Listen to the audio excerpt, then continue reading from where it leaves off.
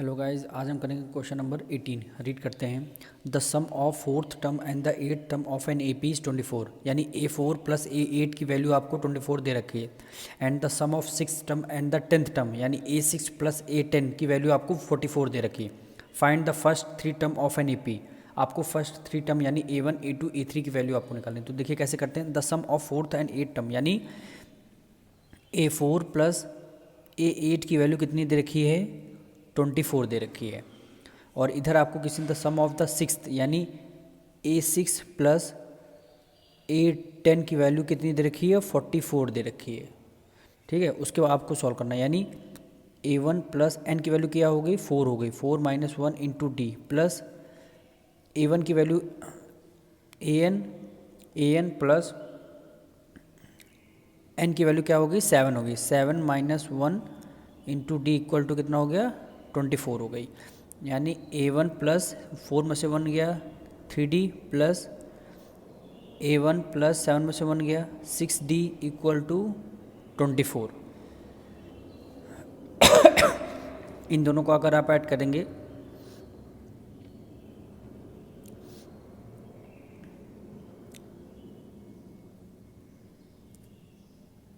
At some sorry यहाँ पे A8 है ना, यहाँ पे 8 माइनस 1 होगा, 8 माइनस 1 होगा। तो 8 माइनस 1 कितना हो गया, 7D हो गया आपका।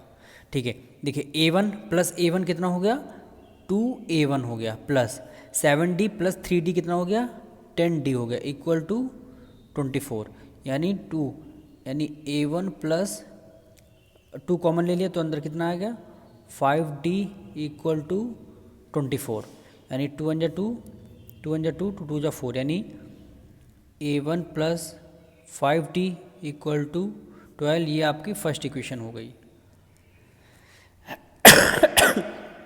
इसी तरह इसको भी सॉल्व करेंगे। यानी A6 क्या कैसे लिखेंगे, A1 प्लस n की वैल्यू कितनी हो गई, 6 minus 1 into D plus A1 की वैल्यू A1 हो गया प्लस n क्या हो गया, 10 minus 1 into d equal to कितना हो जाएगा, 44 हो जाएगा। ठीक है, A1 प्लस 6 में से 1 गया कितना हो गया, 5D प्लस A1 प्लस 10 में से 1 गया 9D equal to 44। A1 plus A1 कितना हो गया, 2A1 प्लस 9 प्लस 4 कितना हो गया 14D इक्वल टू 44।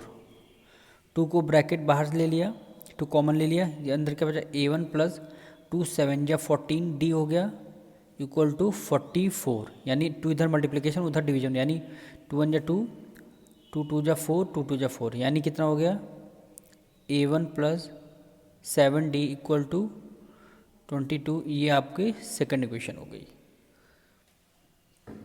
ठीक है, अब इस दोनों के इक्वेशन को आप सॉल्व करने, यहाँ पे लिखेंगे from equation first and second. यानी A1 plus 5D equal to 12, A1 plus 7D equal to 22। ये माइनस ये माइनस ये माइनस है, प्लस माइनस माइनस, 7 में से 5 गया कितना हो गया 2D, ये माइनस का आएगा इक्वल टू 22 में से 12 जाएगा कितना हो गया माइनस का, ये 10 आ जाएगा। अब ये माइनस से माइनस आपका कैंसिल हो जाएगा। यानी D की वैल्यू कितनी आ जाएगी, 10/2 2 1 जा 2 2 5 जा 10। यानी D की वैल्यू कितनी हो जाएगी, 5 हो जाएगी। D की वैल्यू हमारी 5 हो जाएगी। आपको हमें निकालना क्या है, A1 निकाल लेते हैं तो हमारी AP आ जाएगी। A1 यहाँ पे लिखेंगे, put D equal to 5 in equation first equation में D इक्वल टू 5 पुट कर देते हैं। यानी क्या लिखेंगे, A1 plus 5D equal to 12 हो जाएगा। यानी A1 प्लस 5 मल्टीप्लाई D की वैल्यू कितना हो जाएगा, 5 हो जाएगा। ये आपका 12 हो गया। ठीक है, यानी A1 प्लस 5 5 जा कितना हो जाएगा, 25 इक्वल टू क्या हो जाएगा, 12 हो जाएगा। यानी A1 इक्वल टू 12 माइनस 25 हो गया। यानी A1 की वैल्यू कितनी हो गई, -25 में से 12 गया, कितना आएगा, माइनस का 13 आ गया। ये आपका A1 आ गया। आपको A1 पता है, आपको D पता है, तो आप फाइंड कर लेंगे ना AP कैसे फाइंड करेंगे, देखिए इधर साइड में कर लेते हैं हम लोग। यानी A1 की वैल्यू कितनी होगी, -13 हो गया। अगर आपको A2 निकालना हो तो क्या होगा, A1 प्लस D। A1 की वैल्यू कितनी होगी, -13 प्लस D की वैल्यू कितनी क्या हो गई, 5 हो गई।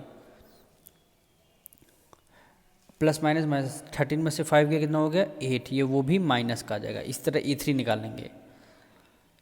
A3 कैसे निकलेगा, A2 प्लस D। A2 क्या हो गया, -8 प्लस D क्या हो गया, 5 हो गया। 8 में से 5 गया, कितना आएगा, 3, वो भी माइनस का। ये आपकी API, यानी A1 -13, A2 -8 और A3 -3। अब मिलते हैं नेक्स्ट वीडियो में।